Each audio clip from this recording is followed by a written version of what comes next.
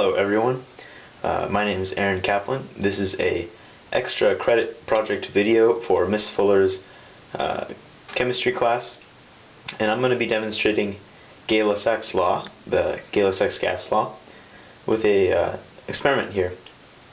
So let's get started. Okay, first of all, I've set up materials that you're going to need if you're going to do this yourself. First of all, you're going to need some alcohol. This is from CVS. An empty tin of some sort, or something that can float in water. This is just an old Altoids tin. This works perfectly. A glass cup, has to be glass.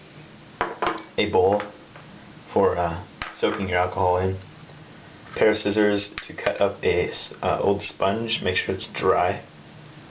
A lighter and a bowl. So first, put a small piece of sponge about this large and again make sure it's dry, because it's not going to work if it's not dry. So set that aside. Next, take your bowl and your alcohol and put enough in there to soak the sponge. Take your sponge and make sure you get it 100% covered in the alcohol, and if you get any on your fingers, which you probably will, just go ahead and wash it off right away.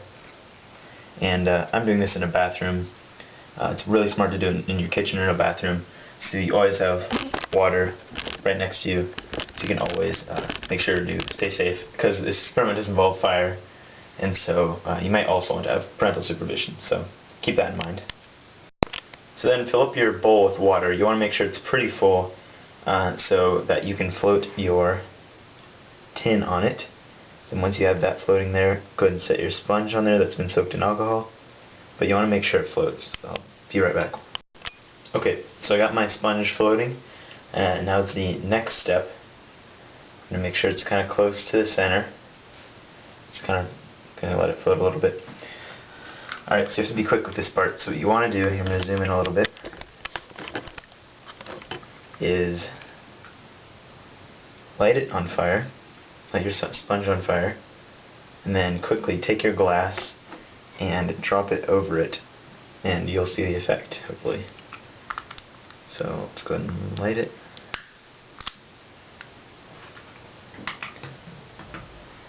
And we have our glass, and I'll let it get towards the center a little bit.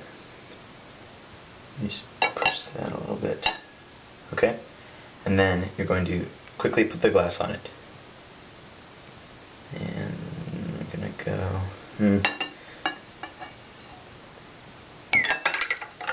There we go. It actually worked out really well. So I haven't moved it at all, but as you can see, when you clasp the glass over it, almost all of the water in the bowl goes into the cup. And I'll explain why this is in a minute. But you can see the cup had no water in it when I put it down. Now it's probably 2 inches full of water. Very cool. So I'm going to do it again here from a slightly closer angle.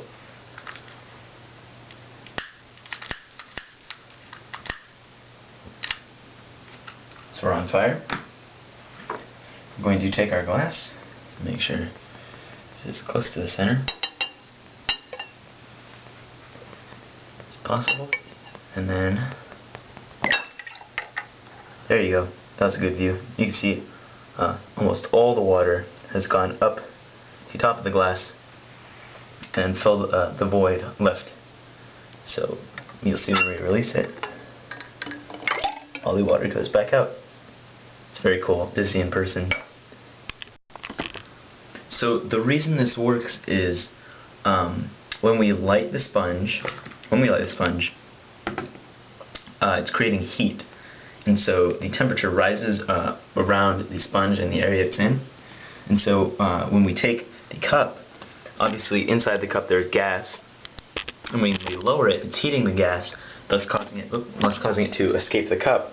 And so it kind of leaves an empty void there. And then when we put the cup down quickly, the void is filled with water, and the water wants to fill all the void as much as it can, so it goes up. And that's pretty much the reason why this experiment works in the first place, and why it's an example of Gay-Lussac's law.